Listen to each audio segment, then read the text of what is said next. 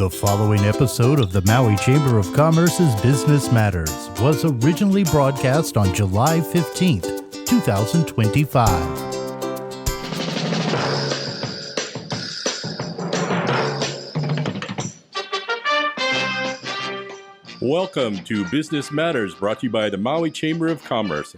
And now here's your host, the president of the Maui Chamber of Commerce, Pam Toompop. Good morning, Pam. Hey, good morning, Gary. How are you this morning? Doing well. It's a nice, beautiful, clear, sunny day down here today. Oh, it's gorgeous from up here as well. So glad to hear it. Thank you for all you do for our show. It's always great to get to talk to you every Tuesday morning and have you help us with the show and produce it for us. We truly appreciate you. Thank you. Appreciate you too. Oh, thank you. Well, good morning, everyone. We're going to have an exciting morning this morning on Business Matters. First, we're going to get acquainted with Shayna Decker. Shayna Decker. She's the Director of Government and Community Affairs for Maui, Molokai, and Lanai. And we'll talk about the new Hawaiian Electric Public Safety program that they're doing with power shutoffs. So, we've already seen it because of the high winds lately. So she'll tell us a little bit more about that and what the changes mean for their customers. And then we'll speak with Matt Bachman, Executive Director for Maui's Habitat for Humanity, to get an update on their latest projects and their initiatives. They've been doing so many things since the wildfires. But we'll begin today with Shayna Decker, Maui native and Baldwin High School graduate. I didn't realize that. I was a Baldwin High School graduate as well. Oh, yay. we won't say what years, but that's, but that's great to know. She is the Director of Government and Community Affairs for Hawaiian Electric. Shayna started her career as a reporter for the Honolulu Advertiser and held positions in communications and external relations at the Japanese Cultural Center of Hawaii, Central Pacific Bank, and the Queen's Health System. She is tasked with the critical work of connecting with residents, community groups, and local government for Hawaiian Electric. Good morning, Shayna. How are you? Good morning, Pam, fellow Baldwin graduate. I didn't realize that either. Yeah. I didn't know that either. That's so funny. I just absolutely love Baldwin. And one of the things I really, truly appreciated is you could see the ocean from many of the classrooms. Yes, and then now to be alumni, it's so great to see all the different graduates in our community. I love it. Yeah, me too. So tell us a little bit, Shayna, about the new Hawaiian Electric Public Safety Power Shutoff Program. Recently, had your first, what we're calling the PSPS. So I would say Public Safety Power Shutoff outage take place on Maui. It didn't hit our home in Pukalani, but we have land up in Kula, and I know that there was a shutoff up there. So tell everybody how that works and what kind of notices they receive on that and how they find out about where it's occurring on Maui. Yes, thanks, Pam. Thanks again for having us today to talk about all the different things Hawaiian Electric is doing as part of our wildfire prevention program. So one of that is our Public Safety Power Shutoff program, and yes, PSPS. And so we launched PSPS, or the Public Safety Power Shutoff program, last year. And we've been on watch for certain weather conditions since we launched it last year. But last week was the first time we did have to actually do a PSPS outage in a part of upcountry. And this is where Hawaiian Electric would proactively shut off power to prevent wildfires. And this is when certain conditions exist. So we're looking at extreme drought conditions in a certain area, high gusty weather, and low humidity. So those three things consistently in a certain situation, we would look for to a potential public safety power shutoff. And so last week, we did see those conditions on a circuit that fed about 330 people up in an upcountry area. And the wind gusts really have to be above 45 miles per hour or higher, or relative humidity below 45%. And so we know in Hawaii, weather can change so rapidly. That's why we are monitoring with great care on these weather monitors that we've installed throughout the island to look at these weather conditions in real time to make sure that, we're doing this before the conditions get more hazardous. So we have to turn off the power if we do see some of those thresholds in certain situations. And so we do this for the safety of the community, and we just really appreciate the continued understanding and patience, because we do know it's a new program, and we're doing these measures to keep everyone safe, especially as we see more extreme weather conditions on our islands and climate change. Yeah. No, so I got a MEMA alert. I had signed up back in COVID days for the MEMA alert, the Maui Emergency Management Assistance Program. And so I don't know if it's assistance. I think, what does the A mean? Maui Emergency Management, maybe alert. I'm not sure. But anyway, it's MEMA. And so they mentioned the power shutoff, and I heard it on the news. And some of the things I heard were people saying, but MEMA didn't say where. So can you tell people a little bit more about, when you're getting these announcements or you're hearing it on the news, where do they go to find out if it impacts them? Great. Yes. MEMA is a great partner. We've been working very closely with them, so we appreciate all the different messages being shared. And so, yes, when you are on a PSPS alert and we're looking at weather conditions, first thing you can go is to our website, hawaiianelectric.com. And we actually are able to identify, you're able to see, you can type in your address and look to see if you are in a PSPS area. And so to highlight, when you type in your address, say it's your home address or work address, or you want to know if mom and dad are in a PSPS zone, you can go to our website, hawaiianelectric.com, and then you can see if you're in a PSPS area. And then if there's a PSPS outage, there's an outage map on our website as well. So in real time, you can see if the power is out, whether it's a PSPS outage or maybe it's just a regular outage that's occurring at that same time. There would be the live outage map that we have on our website that would show you the general approximate area that is impacted by an outage on that website. You can also download our mobile app off of the regular Play stores that you can get on your cell phone. And that actually has the outage map right there. So a lot of people like to just have it up on their cell phone when it's ready. And then you can also call our call center. We do have a PSPS hotline as well that you can check that out on our website or get that from our call center. And then that you can call directly if you want to know, what general areas have been impacted by a PSPS outage during that time. So there's different ways to get that information. And so we try to make different platforms for folks, because different, people prefer, cell phone or going to the mobile app. Some folks actually also, we've been encouraging them to sign up for direct alerts. And so you can get direct alerts to your landline, to your cell phone. You would get, in a PSPS alert, you would get a text message or an automated phone call and an email. So it just depends on what people prefer. So folks can sign up for those direct alerts as well.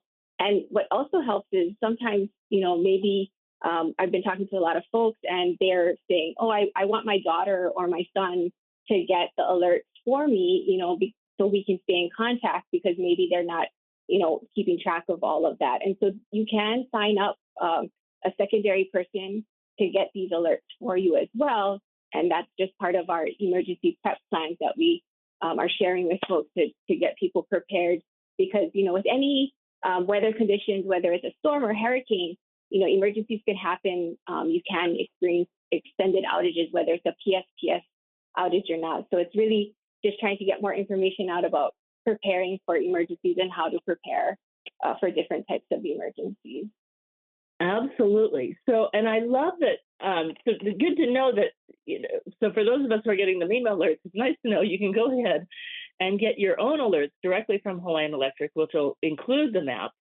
And you'll find out right then and there. And then I love all the different notification options. And I particularly love for those, who have family members or aging family members who say, I really want my children to be connected with me and know about these alerts as well, because they may be in other places as well, not necessarily on island.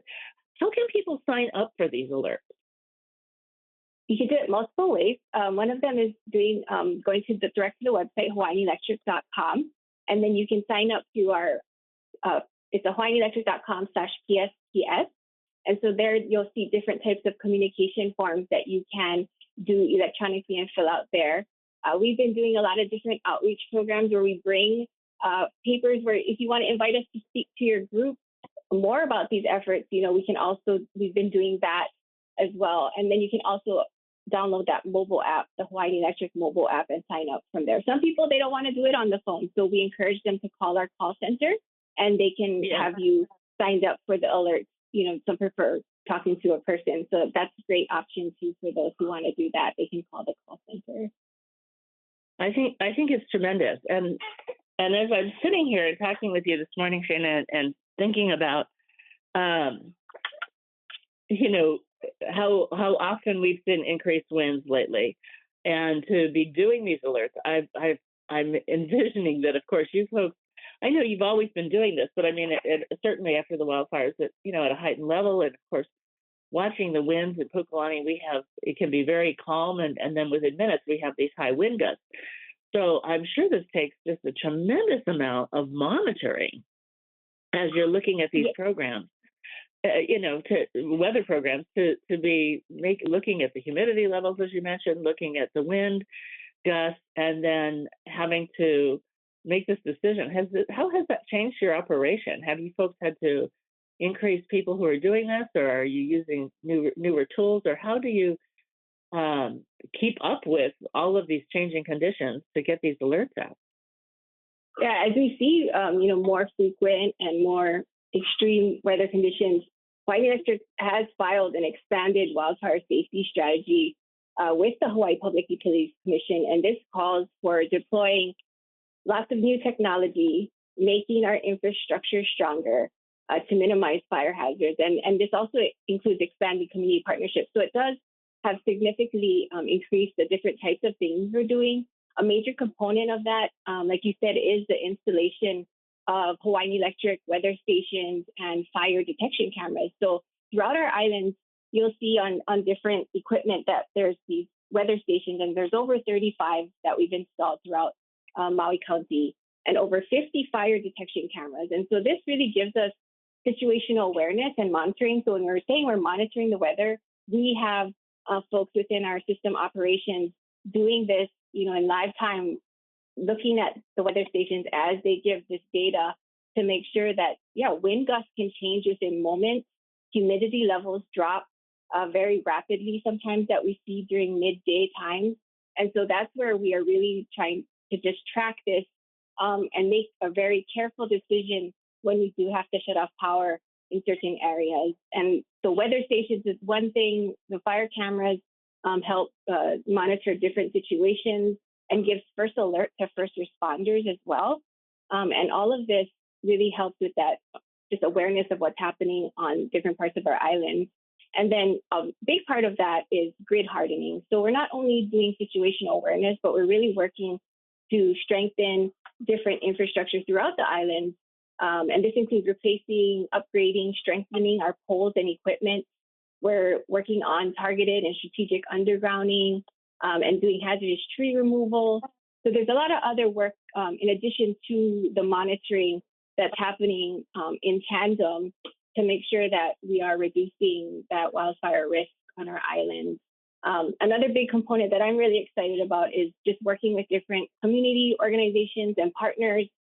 We've been working with Hawaii Wildfire Management Organization to get the word out on how, residents can prepare their homes and their neighborhoods, and then also working with different emergency management agencies and first responder partners. It's really been great for everyone working together to play a role in reducing this wildfire risk throughout Maui County. Yes, I mean we've all learned, we've all learned from, of course, the wildfires, but we're watching disasters across the nation as well, and we're just seeing that things are coming fast, things are coming furious, and again, early registration for programs like this so that you can be alerted as quickly as possible are really key, and the detection systems that you're adding on are tremendous, so that we get we get the information, as you said, in real time, very quickly, so that we can react as quickly as possible. It's really a tremendous effort, and I know it's a huge issue. And I'm really glad also that you're sharing about the pole hardening and where you're looking at undergrounding. I know that was something that a lot of people have talked about both before, and I know you were actually working on pole hardening before the wildfires started. You were looking at some of these other things and had gotten some funding to help do that. And I think that that's really tremendous as we move forward. With all of these things going on, it's a huge effort. Tell me about the time frame for this, and how long is the plan in place for to get some of that undergrounding and pole hardening in place? And then I really want to then go back to talk a little bit more about the community partnerships and also how businesses can help. Sure, thanks. So yes, it's right now, we know that it's a very critical thing that we're wanting to work on very quickly. So the plan I mentioned, the wildfire safety strategy, it is a 3-year blueprint. So it's not, something that we're putting, on the, that would take longer. It's something that we want to do, and we're doing more immediately today and into 3 years. So the plan right now is to take us into the next 3 years with all the different work that I mentioned, including the grid hardening, different vegetation management efforts, as well as installation of more weather stations and fire cameras, and different targeted inspections. All of that is happening and is meant to progress into the next 3 years. And so as we do more of those, the immediate work, then we look into long-term actions, right? What more can we do in terms of installation of more technology, they call them. There's current indicators and different technologies that we can install on the lines and on our equipment that can actually plan to reduce more of the impact to potential PSPS zones. So those all have different timeframes that we're working on, but it is meant to be in the next 3 years that we're really working to do and are continuing to do these efforts. Yeah, I'm glad, because I want people to understand it takes time to get all this in place. I mean, it's all across Maui, and go ahead. Yeah, certain things, we can do, and we're doing today, the installation of the cameras, the different pole and equipment hardening. We've been replacing miles and miles of power lines with different materials that make it more hardy. And so those kind of things are happening, today and into the continuous future. But there are some things that do take a little bit more runway, which we're working on now. And that includes things like, making an area less impacted by PSPS, and as well as future undergrounding projects.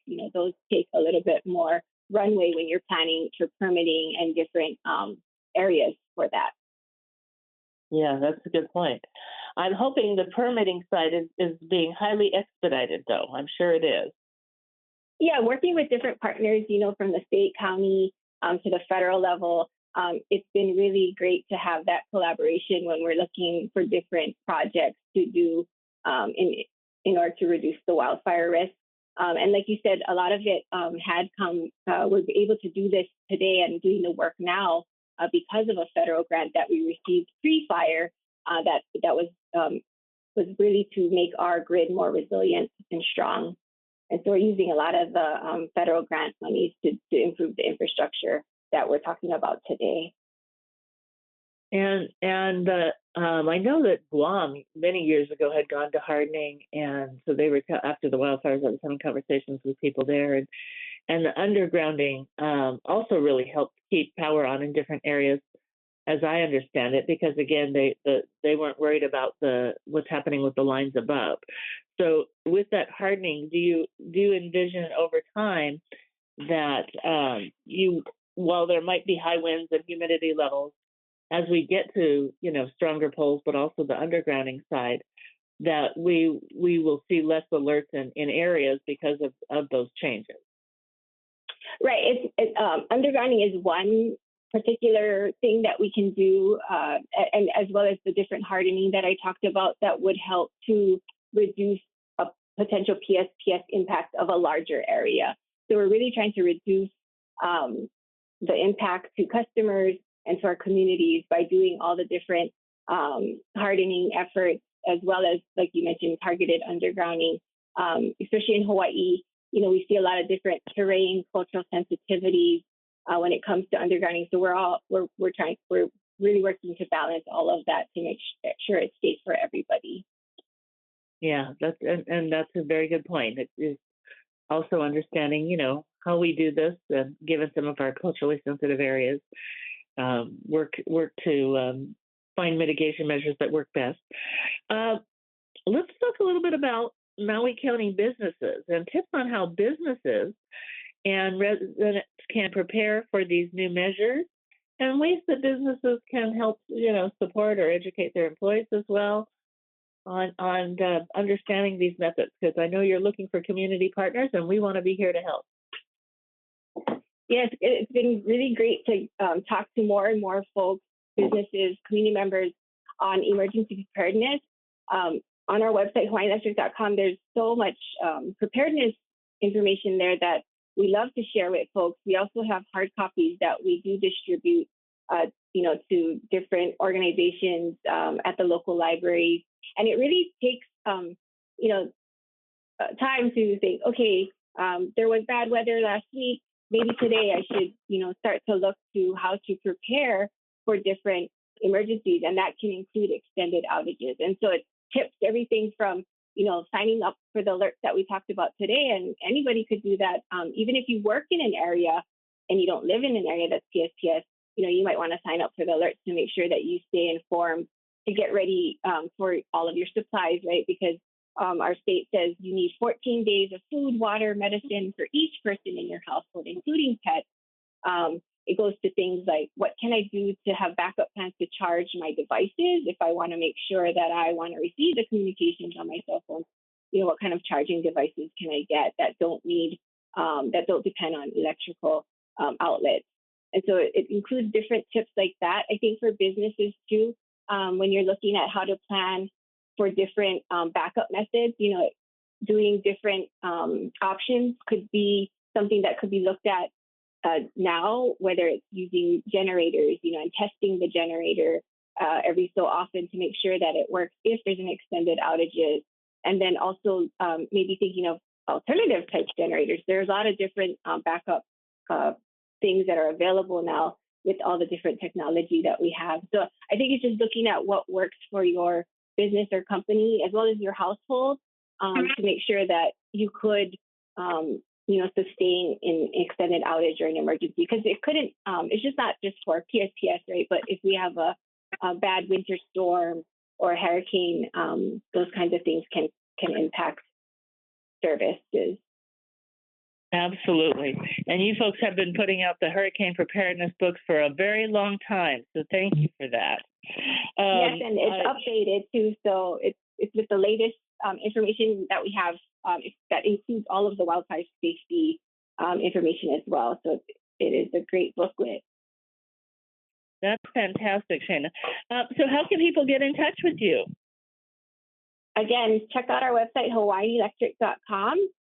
There's a bunch of different, tabs there that you could look up our public safety power shut-off program, our emergency preparedness information. There's also contact numbers there. So on our website, HawaiianElectric.com, you can go there and you can get that number through that PSPS toll-free hotline, as well as our call center to make sure if you want to update your electrical account or add folks to that account to get alerts. Shayna, thank you so much. I really appreciate having you on the show today. This is a tremendous update, and it's very timely. So thank you for sharing all about the PSPS system with everybody, and I hope you have a wonderful day. Thank you, Pam. Mahalo. Take care, everybody.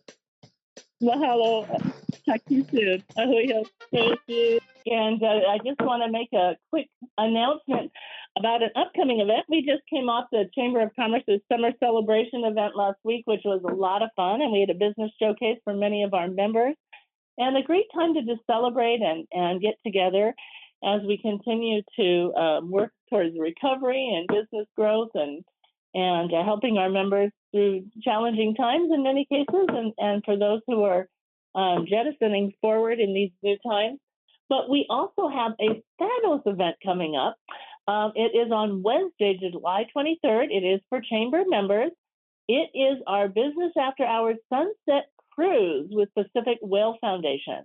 So it's going to be a fun sunset cruise from 4:45 to 7:30. You have to get there earlier, though, because we have to check in and load on the boat. And we want everybody to start registering now so that you can attend this great event.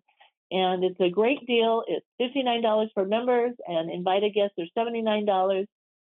We're going to have some great sunset cruising, networking, and a lot of fun.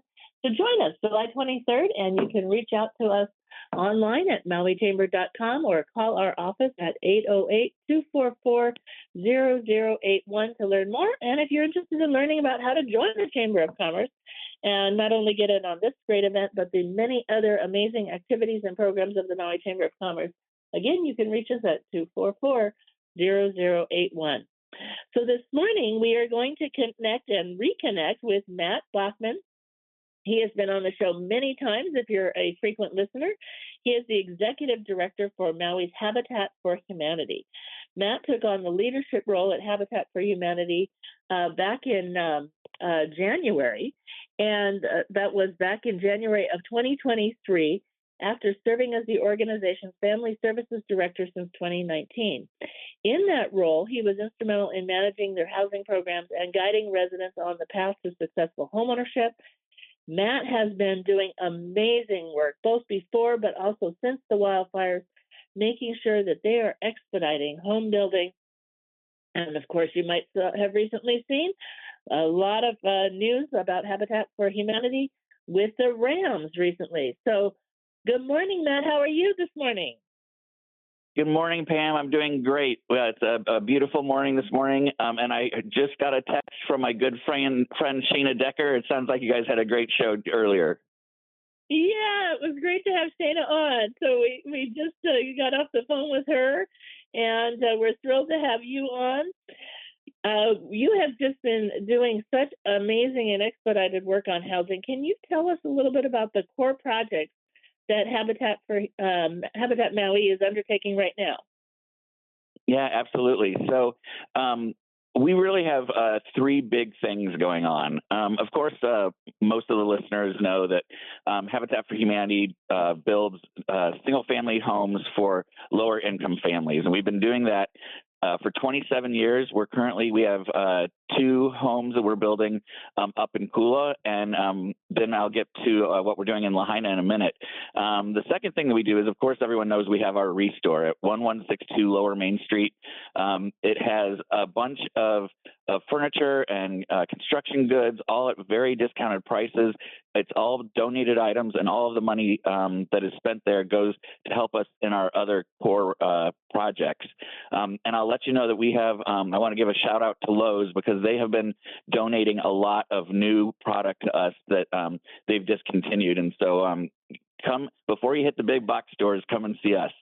And then the third thing that we do is what we call a Brush with Kindness. It's a program where it's supported by both the county, the Maui County Office of Aging, and the state, where we're able to go into the home of our kapuna and help them to age in place. So part of not only what we do is we want to add new affordable housing to the market, but we want to make sure that our inventory of housing that we have currently stays the same. And so we want to make sure that our elderly can age in place. So what we'll do is we'll go in and we'll take out their tub and put in a walk-in shower so there's not tripping hazard. We'll grab bars everywhere.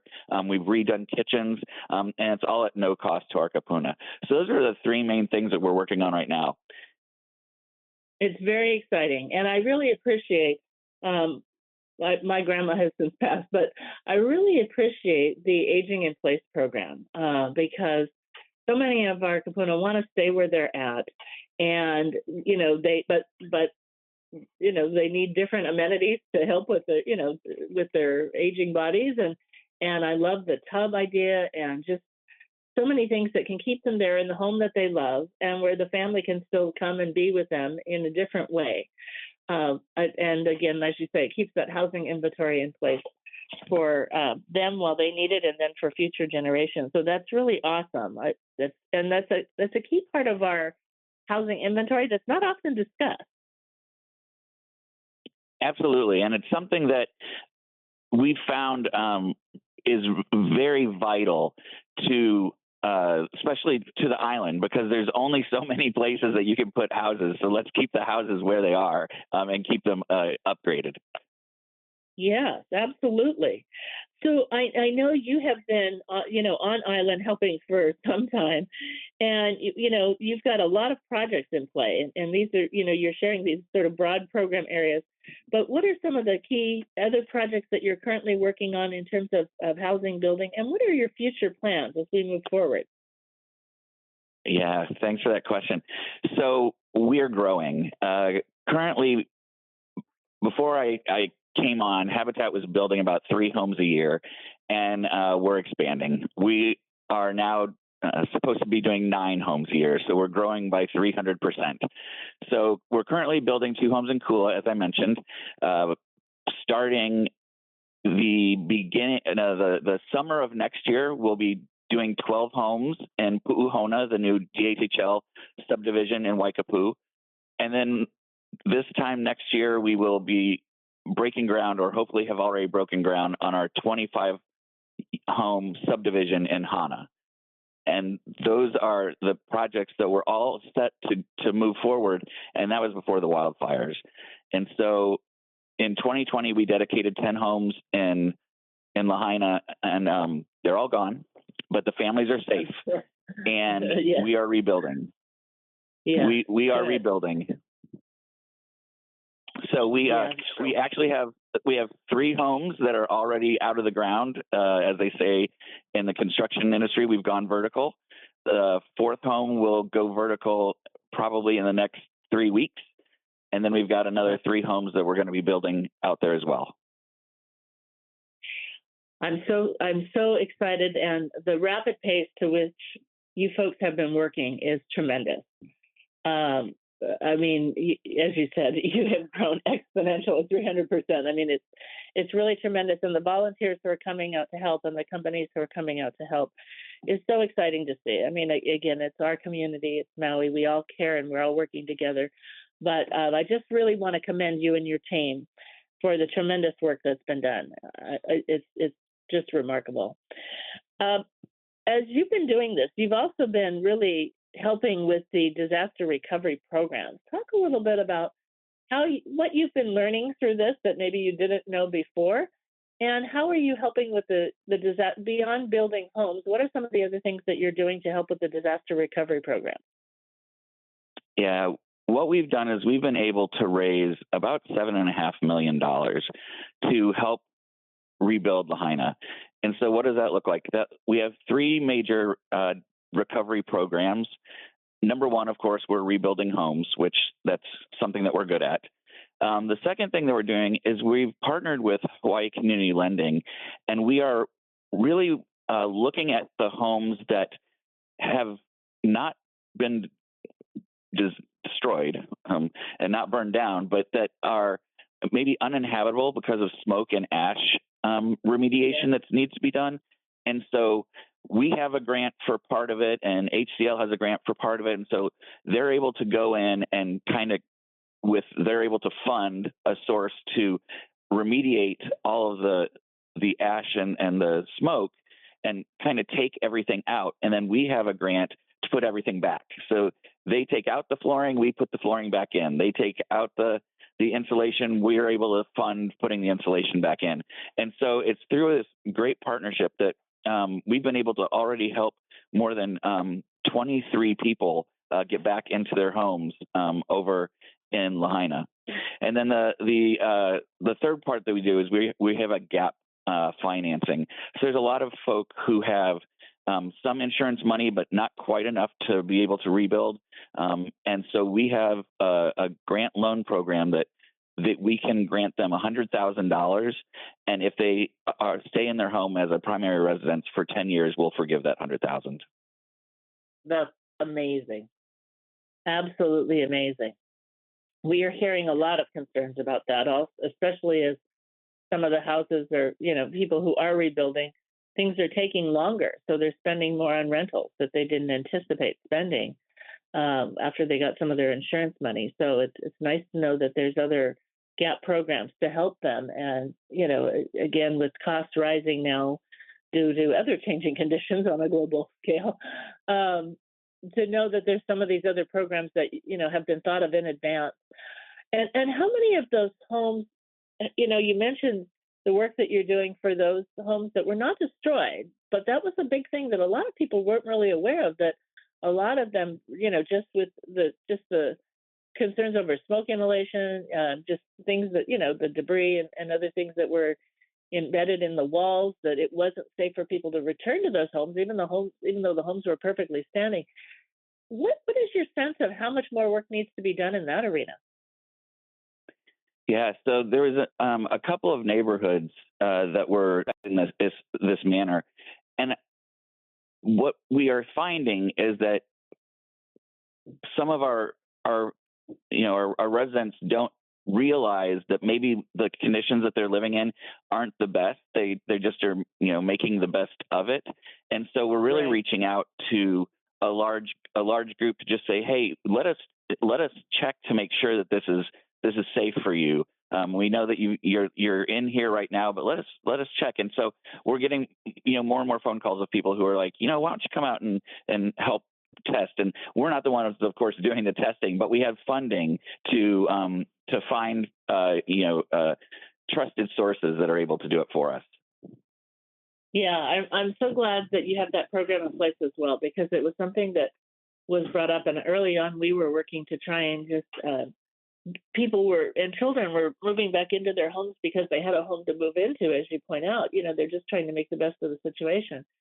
And we were hearing that just the air in there was not appropriate to be breathing in and out all the time. So trying to get masked early on with the state to get people protected as they were trying to stay in place.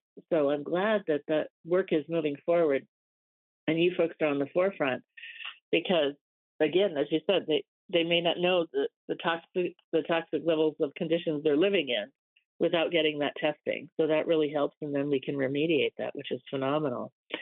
You have so many different ways that people can get involved with Habitat. So let's talk about the different ways, including, other people, there's many ways others can buy and purchase at the restore, contribute to and then buy from the restore. As well as many businesses. But let's share all the different ways that people can get involved with Habitat for Humanity and some of the things that they learn along the way that will benefit them in their lives. Absolutely. So there's so many ways that folks can help us out.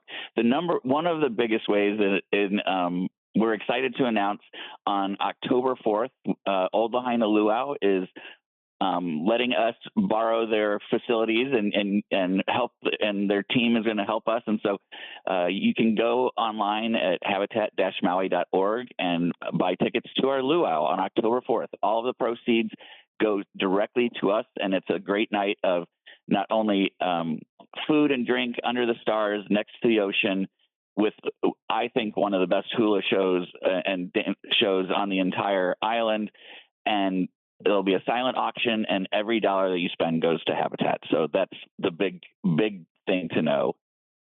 And then other ways to get involved. Other ways to get involved is to volunteer. You can volunteer just by going online, habitat-maui.org, and volunteering, picking a day on our calendar. The other way that they can get involved is at University of Hawaii Maui County, UHMC. They are doing each quarter a 1 week, it's absolutely free carpenter's class where they give you all the tools and you learn some carpentry skills, not only that will help you kind of keep up your home, but we're hoping that then you'll feel confident enough to come and volunteer with us. And then the third thing, of course, is to donate. We have, like I mentioned, we've raised $7.5 million for Lahaina, and we're hoping to just keep that going. So you can call us at 808-242-1140 and find out some more about our programs. You can go online and check us out. I think that's awesome. So many different ways. Tell us a little bit about that partnership with UHMC and how that got started. I love that they've got this class that's free and open to the public. Yeah, absolutely. We really have just been talking about ways that we can engage the community. They received a grant that was going to help the community learn to rebuild in Lahaina. And it comes with, like I said, a bunch of free tools, and we've been working with them on that project, as well as working with University of Hawaii over on Molokai, and they are going to start an internship program where they're going to start working with us as well. So we're really excited about our new partnership with the colleges here, and trying to give the community another skill that can help all of the community. It's been absolutely a great partnership. Yeah, I love that, and what a tremendous thing. And are you seeing people from that program start volunteering with Habitat, or how early are we in the program? Well, I think we're in our fourth cohort. And yes, we have seen people come out and volunteer. And it's so interesting, especially when we're out in Lahaina, and there'll be people just, driving down the road, and they'll see a group of people building on the house and realize that it's Habitat, and just stop by and ask how they can help. And it's been just really heartening to see all of the community come together to help, the rebuild. Yeah, it's a lot of work that still needs to be done, but it's important work, folks. It's really great, and it sounds interesting to me. I'm glad you mentioned it, because I wasn't familiar with the carpentry program, but I definitely want to look more into that myself. And of course, you've had the big event recently with the Rams. Tell us a little bit about how that went. Oh, Pam, that was so exciting. So I made the executive decision, of course, to shut down all of our operations everywhere. So our entire team, everyone who works with us, were able to be on the job site. And they sent us all of their rookies. So I think it was 23 of the rookies that came out. And we have these big walls that, for us, take probably 10 or 12 people to move the walls. Well, that didn't take 10 or 12 people of the Rams, that's for sure. And so we put up a bunch of walls. They got so excited to use a nail gun, something that they probably haven't done before. We just had a really great time. And I think that they got the chance to see what they could do in our community. And now we have such a great connection with them. And now we're going to start calling out some of the other teams and seeing, when are the Packers coming? We need to get the other teams coming, and just make this maybe hopefully a yearly event. They're hoping to come back next year. Well, I absolutely hope that happens. And I also love the idea of asking the other teams to come out. But what I really loved about it, and watching it, and like you said, teaching them about, how to use a nail gun, and having them help with the walls with their tremendous strength and size, being able to help put things up more quickly. But I also was really hoping that then they'd look within their own community and see how they could also continue to serve there.